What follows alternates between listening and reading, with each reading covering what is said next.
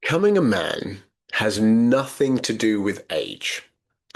It's about growing up through what I see to be helpful as four main milestones. Okay, authority, presence, connection, and legacy. Stay with me because we're going to go through these, show you how you can access them, how you can get them breathed into your physiology, and it will change how you show up day to day in your life. So this is a pathway of initiation. Four major milestones that I can see are helpful. Four embodiment exercises or principles so we can embody this together and move from confusion to calm, move from reaction to a real sense of leadership for yourself first. So a quick overview. The first one is authority, and authority means I'm the source of my own power. I have authority. I'm in my center. I'm not giving my power away or being dominated or dominating, right? The second is presence. And presence means I can hold space. I can be in my center and I don't collapse and I don't overgive. I don't collapse in or collapse out. Okay. The third is about how we connect, particularly intimately, but how can we connect with others without losing our sense of ourself or without getting trapped? And so that's how can I be with someone else without losing my sense of my own center. And the fourth one is legacy, which means how can that power we have stabilize and contribute to life and the field beyond ourselves, right? So we're going to unpack each one of these and give you practices for each one. So the first one, authority. Before men are really in their authority, so boys are becoming men, and it doesn't matter how old you are, if you don't have one of these, you'll collapse into being like a boy, even if you're a grown man. So authority is before you have it, you seek approval. You feel insecure. So that feeling is I don't know my own power or my own worth or my own center. Therefore, I'm seeking something.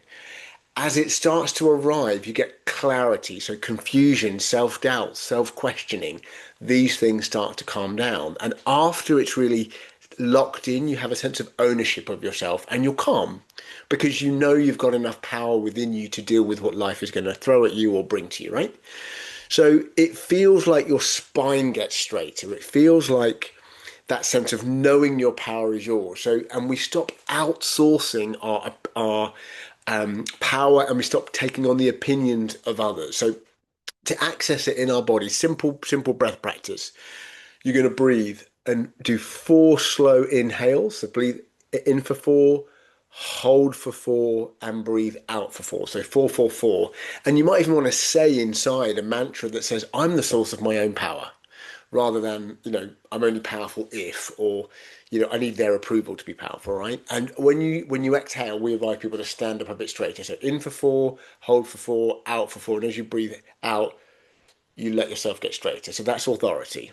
The second milestone is about presence. And typically, ideally, we want authority by the time we're about 13 to 15, but it doesn't always happen that way because we're not always given the role model and the training, okay? So before we have presence, we are overthinking and we're anxious. And when presence starts to land, we stop reacting because that anxiety puts us a bit on edge and we start, firing off rather than consciously deciding who do I want to be in this moment? How do I want to express myself? How do I want to create myself or represent myself? Do I just want to remain quiet? There's nothing here I want to get involved in, right? But all of those things require presence. So once it's really embodied, we have a sense of stable neutrality. We're in our power. We don't need to move unless we decide to move. It is like a lion. A lion doesn't roar to show its power. It roars if it wants to, and if not, it lazes in the sun, right? And presence is not passive, okay? It will show up in your life is when you can listen without interrupting, when you can feel an emotion or deal with a challenging situation without just needing to rush and fix it, but you can actually sense it and let it have its time and space in yourself and others, by the way. And you can feel discomfort without fleeing. So you can feel discomfort, get the feedback, learn what you need to learn, and then rather than reactively change, grow and reorganize and go somewhere new, and therefore create growth out of situations. But that requires embodied presence. So to activate this inside, you're going to breathe for four, hold for four, breathe out for eight, and then pause for a second. And what this can do, you can use this in your day. Whenever you feel triggered or you're about to react, if you do that breath, it will cause your nervous system to access some presence first. So you're going to create more leadership than a kind of chaotic reaction. So in for four, hold for four, out for eight, and then stop. The third milestone is, well, once you've got authority, your sense of your own power, once you've got presence, you know how to hold it under fire, if you will, and hold it when you start interacting with the world and others. Then it's about, well, how do I connect with someone and maintain that and not lose myself? Okay, so before there's this merging, like you lose yourself in someone else, and therefore when they go, you fear, the attachment anxiety comes or the desperation comes. So it's about merging, or you fear losing yourself, so you don't connect at all, right? One of those two. As it builds, you start to have a sense of your center and a boundary awareness. What's me, what's them, what's my stuff, what's their stuff, what's in between, right? And as you build that muscle, you then get this wonderful sense of interdependence and love. And it's love without grasping. It doesn't need anything. If you've watched my other videos, you'll know I think that absolute power demands of someone else absolutely nothing.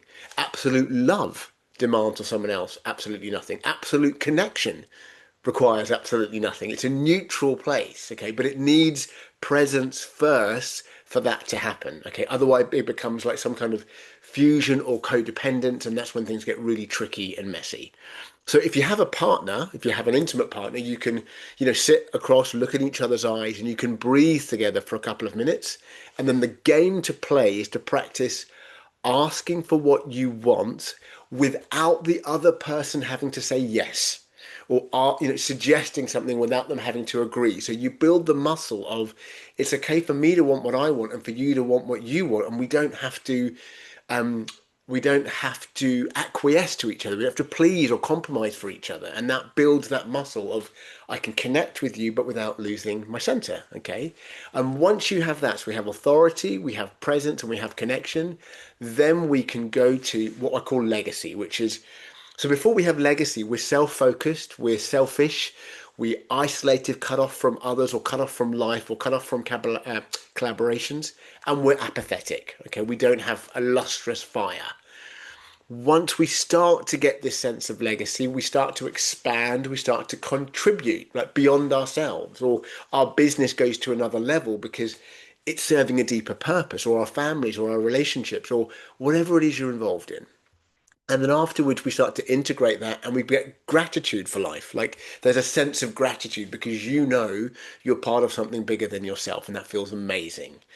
So that sense of service without the connection can become martyrdom because we lose ourselves and then are giving and giving and giving and giving rather than replenishing ourselves, okay, or giving from our center. And then we lose ourselves and we get, resentment and burnout. So service after we have connection becomes what we call field stabilizing, as in you contribute to the field of life, and somehow after your efforts things are better. And that can be things in your kitchen, things in your home, things with your children, things in your business, things in the world. Like you get to decide what field you're influencing and playing with, and based on your level of gratitude and coherence, you influence a greater field, right? So simple practice is to pick one small action this week that you're going to do that helps without any expectation of return. You can absolutely do this in business, right? So you could put something out there, you don't expect anything back, you're just doing it for the love of doing it. You can do it with friends, with families, with a neighbor, with whomever you choose. But that starts to generate that sense of legacy and gratitude inside your nervous system that really builds this out, okay? So if we do a little recap of those things. So, oh, sorry, before I get there, the sequence matters because authority gives you power. Presence gives that power a sense of center. So it's not power over, no one has power over you, it's neutral. Connection gives you ability to be coherent. I can be in my power whilst you're in your power, and neither of us is collapsing or falling. And legacy gives you purpose beyond yourself. And if you skip any of those steps, people tend to collapse or overcompensate. And obviously we don't want that. So, and it's normal to go back and forth, right? We're human beings. It's normal to be like, oh, I've got authority, I've got presence, but with that person, my connection drops. Or I lose authority with that person, I need to work on myself. Or my legacy was good, but I could expand it more and and contribute in a bigger way, right? So and we get to play with those, and that's the whole point. It's not about being perfect, it is about progression. So to move from authority to present, right, how we transition, we need to release the need to control. right? We need, because if we're trying to control the outcome, that presence becomes a dominating force, or we get dominated by others. Okay, so we have to release the need to control, which means we surrender into life. We have an intention, and then we allow life to interact with us. Okay, to go from presence to connection, it's about opening up without losing yourself, right? I'm going to connect, I'm going to be vulnerable, but I've got enough tethered center that I know what thoughts and feelings are mine, what are yours, and we can interact. From connection to legacy, it's about giving without the need for return. Okay, which is about I'm going to do this because I love to do this. Obviously, we hope it's successful if it's in your business, or we hope it's fruitful if it's in your relationships. But that neediness for return creates a desperation, which can create a contraction in your nervous system, which stops things flourishing. And then legacy back into authority, so going kind of completing the spiral, if you will, spiraling up and round, is about gratitude. It's about being so grateful that you then ground that into your sense of power. You become more. Your presence gets bigger. Your connections grow. Your legacy grows, and round and round and round it goes. Okay, which is absolutely amazing. So, quick recap: to get into authority, we're going to breathe in the nose for 4, or ear out the mouth. It doesn't, actually, not too important. Hold for 4, out for 4. But 4-4-4 is the pattern to help your body get into that sense of power. And your mantra can be, I'm connecting with my own power, or I'm powerful enough as I am. Something about you and your power. Presence is to breathe in for 4, hold for 4, out for 8, and then pause. And the pause stops you reacting, gets you into your center, and then you choose how to be. You don't react.